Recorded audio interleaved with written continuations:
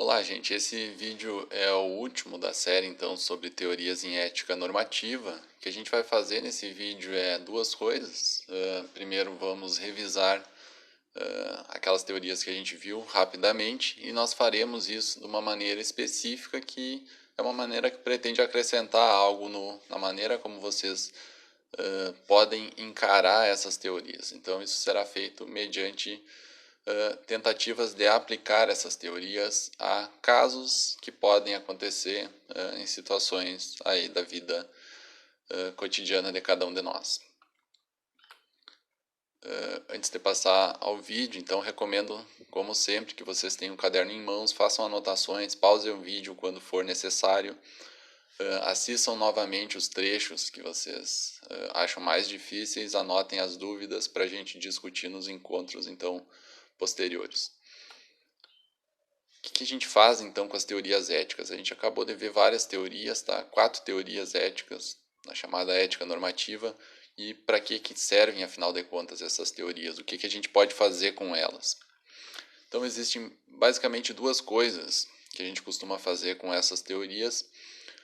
Uma delas é mais comum para quem trabalha na filosofia com essas teorias, e parte disso a gente fez ao estudar essas teorias, que é avaliar elas, perguntar se afinal de contas elas são verdadeiras ou não. Essas teorias fazem por vezes afirmações contraditórias ou opostas, de maneira que diante do mesmo caso, teorias diferentes vão dizer para a gente fazer coisas diferentes, que coisas diferentes são a coisa correta a se fazer em diferentes situações, numa mesma situação, perdão.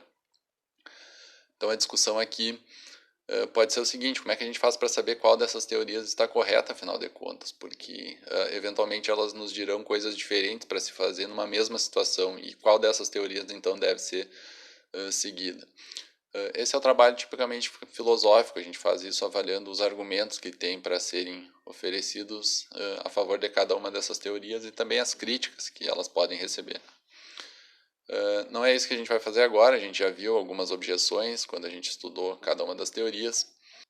Não é isso que a gente vai fazer agora. O que a gente vai fazer será entender, fazer um outro tipo de raciocínio diante dessas teorias, que é perguntar pela aplicação delas. Ou seja, o que cada uma dessas teorias nos diria para fazer em determinadas situações que nós podemos enfrentar. Então, vamos começar. Nós vamos discutir nesse vídeo 4 casos, situações fictícias, e perguntar o que uma determinada teoria nos diria sobre essa situação. Então, o primeiro caso é o seguinte: Laura trabalha em uma empresa de médio porte que vende móveis. Uma de suas funções é manter atualizadas as informações de contato dos clientes. Marcos, um amigo de Laura, está iniciando uma empresa que vende artigos de decoração, vasos, quadros, etc. E está passando por dificuldades financeiras.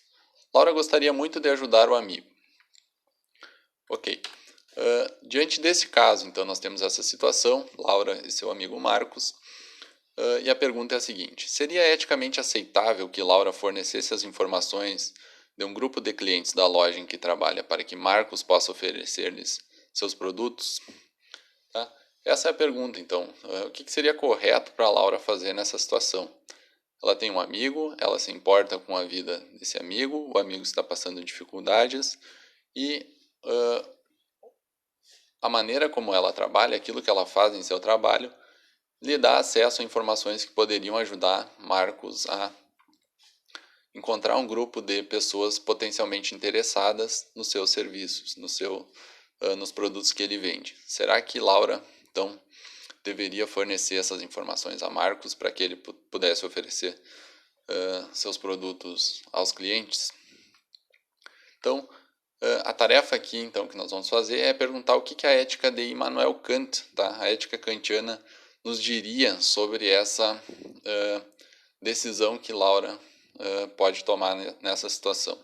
Tá? Recomendo que vocês pausem o vídeo aqui e pensem primeiramente por conta própria. O que vocês acham que a ética kantiana que vocês estudaram poderia nos dizer sobre esse caso? Então,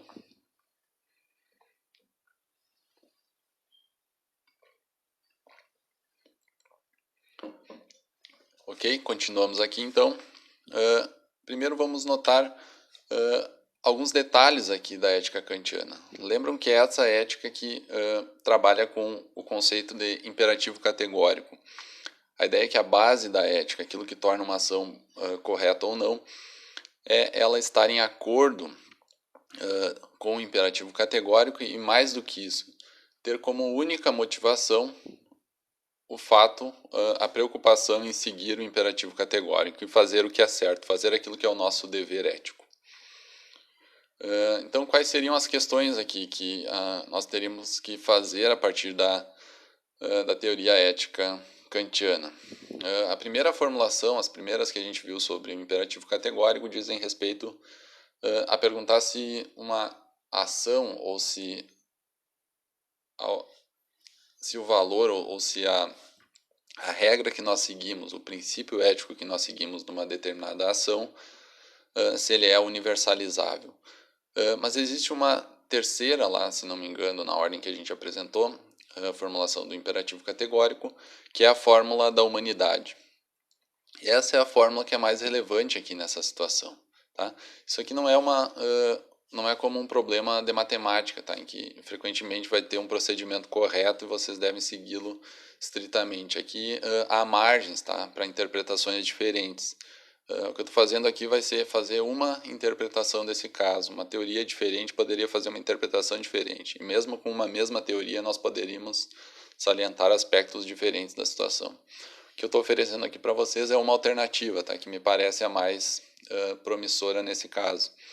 Então, lembrem da fórmula da humanidade, que ela diz basicamente que nós devemos respeitar os fins das outras pessoas, que nós não devemos tratar as outras pessoas como simples meios para os nossos propósitos. Então, o que estaria em questão nesse caso aqui? Na verdade, o que está em questão aqui, segundo esse olhar, é se Laura, e indiretamente Marcos, tratarão ou não os clientes da loja em que Laura trabalha como meros fins para os propósitos de Laura. É Laura que está cogitando a possibilidade de ajudar o seu amigo. Os clientes da loja em que Laura trabalha, quando lhe deram essas informações, lhe deram para manter o contato com a loja na qual eles decidiram comprar. Eles não deram essa informação naquele momento para que Laura ou para que qualquer outra pessoa pudesse divulgar esses dados para outras pessoas.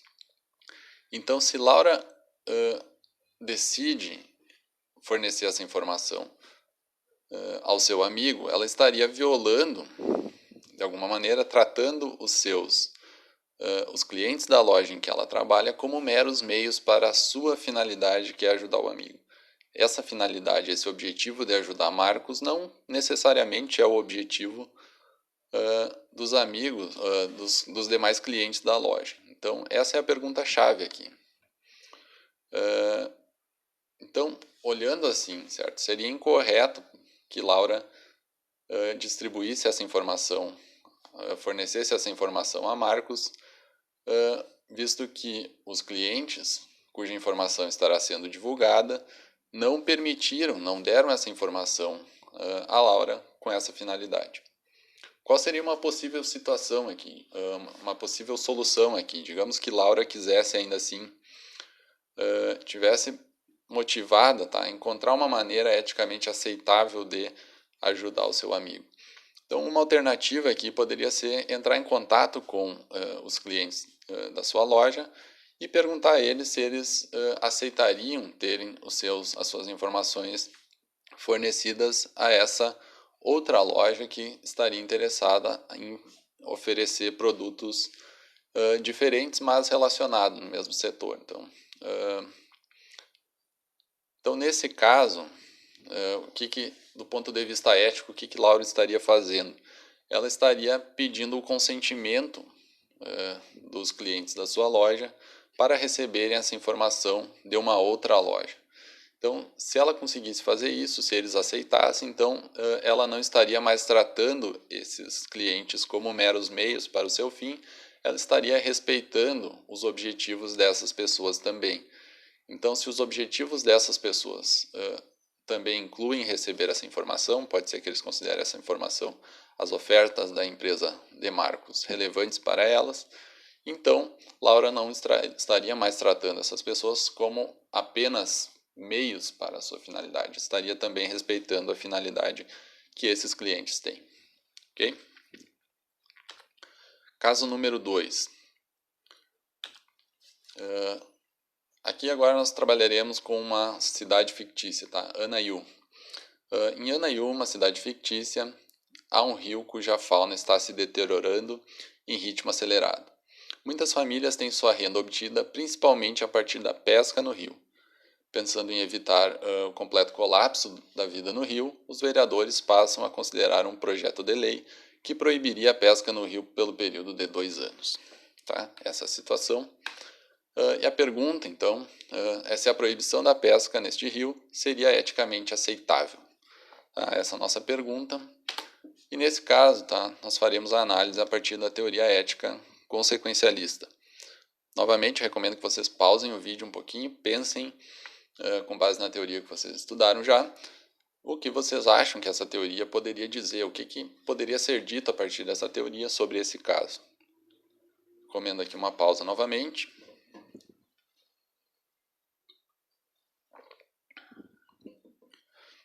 Continuando então, lembrando, tá, a teoria consequencialista, como o próprio nome diz, vai enfatizar, principalmente na versão do consequencialismo de Atos, que a ação correta aqui é aquela, entre todas as alternativas disponíveis, que tem as melhores consequências, cujas consequências são as consequências mais valiosas do ponto de vista ético, aquela que produz, a ação correta é aquela que produz mais bem.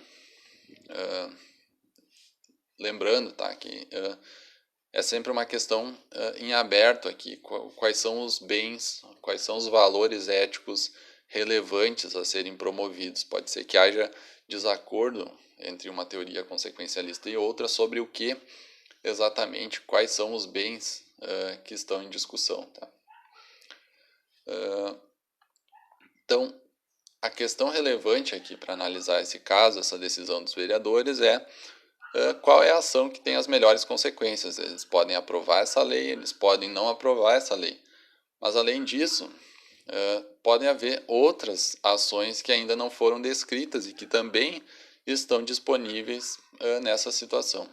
Então, em primeiro lugar, tá, do ponto de vista consequencialista, a gente tem que definir, quando está diante dessa situação, quais são os bens relevantes. Então, nesse caso, tá, o projeto de lei tem como objetivo preservar o meio ambiente. Então, nós reconhecemos, esse projeto já reconhece o valor do meio ambiente.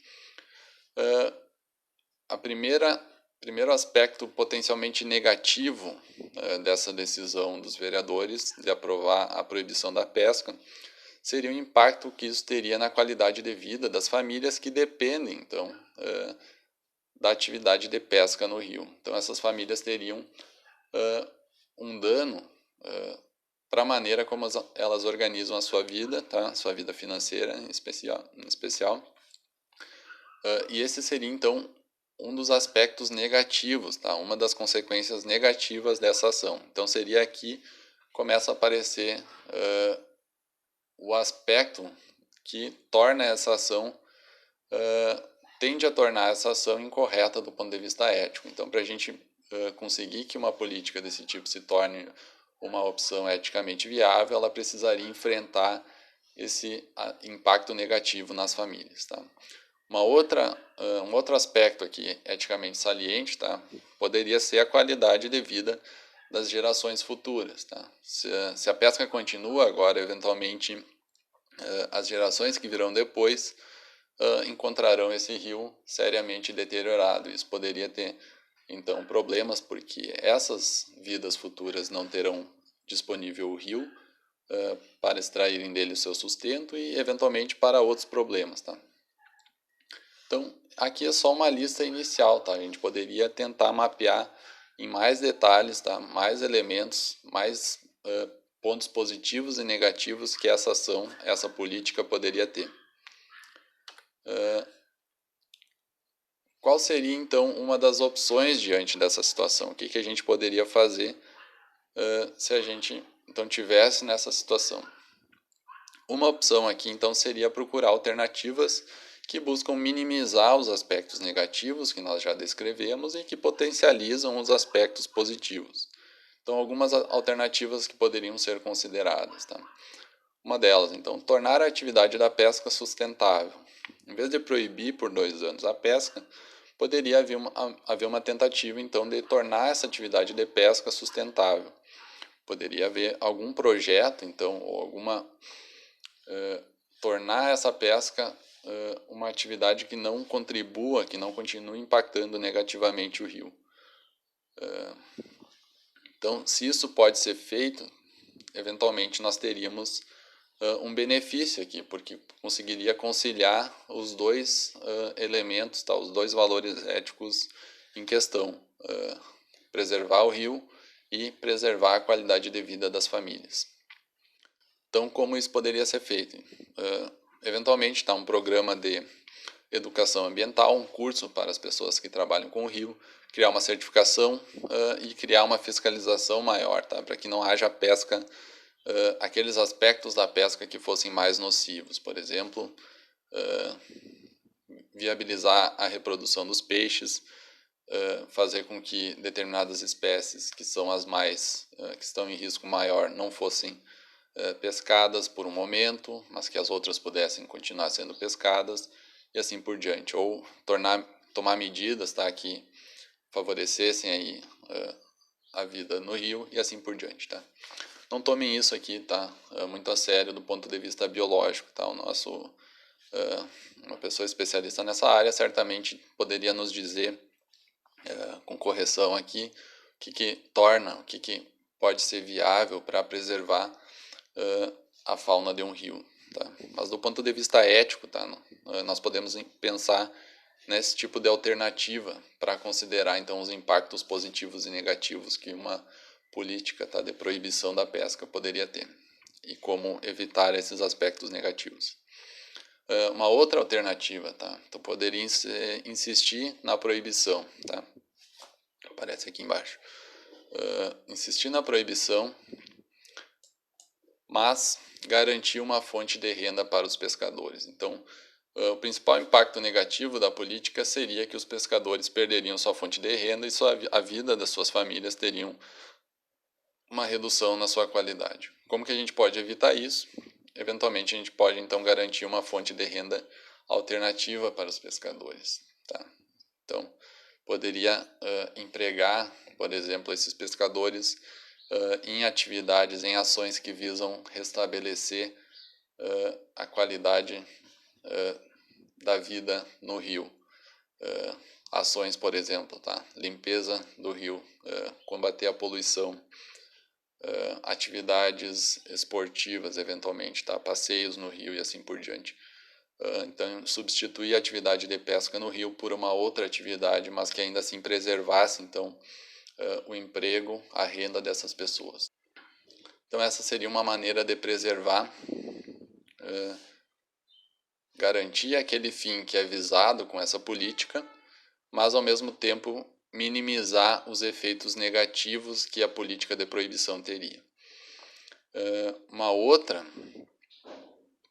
alternativa ainda seria viabilizar outras formas de pesca, tá? Então, eventualmente, poderiam criar um outro tipo de pesca, talvez fora do rio, tá? Criar um grande lago voltado exclusivamente à criação de peixes para alimentação, de maneira que aquelas espécies nativas do rio não fossem afetadas, tá? Que o rio continuasse viável para a vida dos peixes, mas que a pesca fosse viabilizada de outra maneira para que as pessoas continuassem tendo então a sua renda garantida.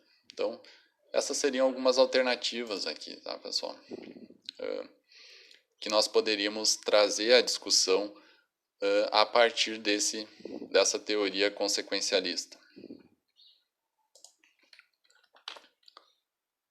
Terceiro caso aqui.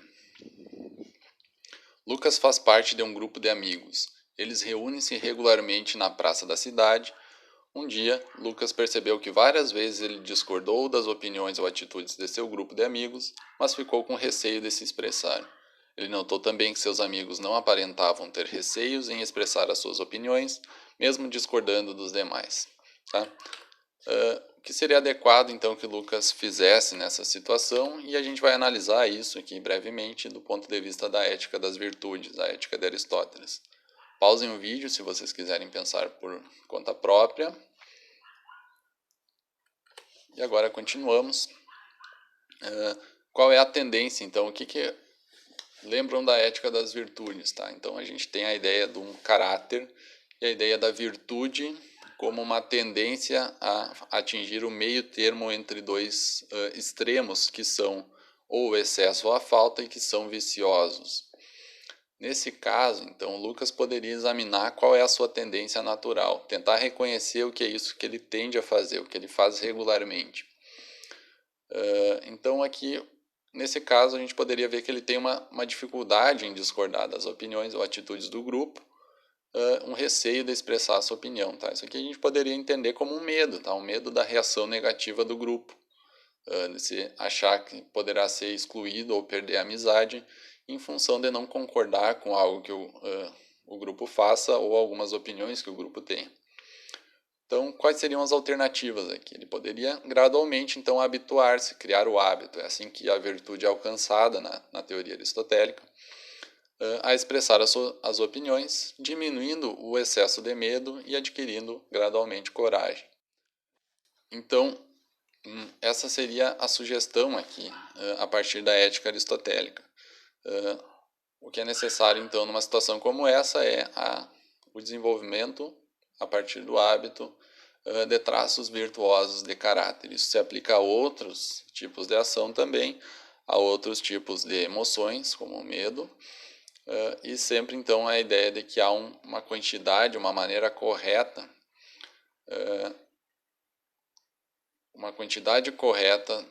uma maneira correta de fazer as coisas ou sentir ou reagir a situações que se afasta de extremos que são ou o excesso daquela emoção ou a falta daquela emoção, ou uma tendência a fazer algo sempre de um jeito que peca pelo excesso ou sempre de uma maneira que peque pela falta. Finalmente, tá? Falaremos desse caso fictício que também já apareceu várias vezes. Nós temos aqui uma pessoa, vamos chamá-la de pessoa A, que está observando um trem desgovernado descendo pelos trilhos, e se ele seguir o curso normal, 5 pessoas serão mortas, e se ele alterar o seu curso, o curso do trem, uma pessoa será morta. O que essa pessoa deveria fazer, o que A deveria fazer nessa situação? Nós vamos analisar esse caso a partir da teoria deontológica, da deontologia. Várias vezes, tá? Esse caso também é usado para contrastar, então, a deontologia e a teoria consequencialista. Nesse caso, nós analisaremos, então, apenas, principalmente, a parte, o que seria dito sobre essa situação pela teoria deontológica. Uma observação, então. A teoria deontológica, ela é a mais difícil de se desenvolver aplicações aqui, porque ela é uma teoria com várias faces. Nesse caso aqui, tá, a gente consegue capturar, por isso que ele é usado várias vezes, capturar o que essa teoria salienta na análise do caráter ético correto ou incorreto de uma ação. Então, lembrando, os 3 traços principais dessa teoria é a restrição contra maltratar, então, que há um peso grande dado às ações que causam dano a outras pessoas. Essas ações são altamente desfavorecidas pela teoria, são consideradas erradas de uma maneira bastante forte. Também reconhece obrigações especiais, que são aquelas obrigações que nós podemos ter em função das nossas relações com amigos, familiares, do papel no lugar profissional que nós ocupamos. E, finalmente, ela reconhece prerrogativas, ou seja, que nós temos opções morais, que nós nem tudo que nem todas as ações que nós temos para fazer são ou obrigatórias ou proibidas. Eventualmente nós teremos ações, podemos escolher mesmo ações boas do ponto de vista moral, mas que não são obrigatórias para nós, que nós podemos decidir se fazemos elas ou não. Nesse caso, então, o que pesaria aqui? A ética deontológica difere, dá um peso diferente para ações e omissões. Então, uma ação que produz maus tratos, que produz danos a alguém, é muito mais desfavorecida do que uma omissão, mesmo que a omissão também acabe impactando negativamente as pessoas. Nesse caso, se A se omite, 5 pessoas morrerão, mas ele não terá matado essas pessoas intencionalmente, tá? Então, o peso da intenção é algo que também aparece aqui na ética deontológica. E também aparece o peso ético das relações do agente com outras pessoas, tá? Então, se tem um familiar aqui, eventualmente, isso poderia alterar o que é correto para fazer aqui, tá? Ele poderia ter obrigações especiais com alguns desses agentes. Então, essa teoria traz vários aspectos, tá? Um dos traços importantes dela é que ela parece capturar várias das coisas que são importantes no nosso raciocínio habitual. É difícil a gente extrair respostas definitivas, o que essa teoria diria sobre um caso. Isso também aparece nas outras teorias.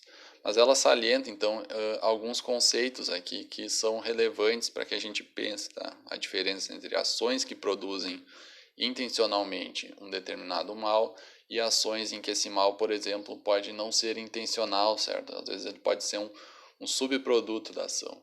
Então, se A optasse por desviar o trem aqui e matar essa pessoa, matar essa pessoa não necessariamente seria a sua intenção, tá? Poderia ser um subproduto da intenção de salvar essas 5 pessoas. Então, mesmo nessa teoria, a gente tem uma riqueza aqui, uma diversidade de respostas que ela pode dar para o mesmo caso, tá? Nós podemos salientar que num caso seria mais aceitável que A se omitisse e permitisse que 5 pessoas morram para evitar matar por uma ação de A uma pessoa, mas ao mesmo tempo teria recursos aqui para dizer que se ao desviar o trem a intenção de A não foi matar essa pessoa, mas salvar essas outras, e que a morte dessa pessoa que está sozinha nos trilhos é simplesmente um efeito colateral da sua ação, ainda assim, então, essa ação também poderia ser considerada correta.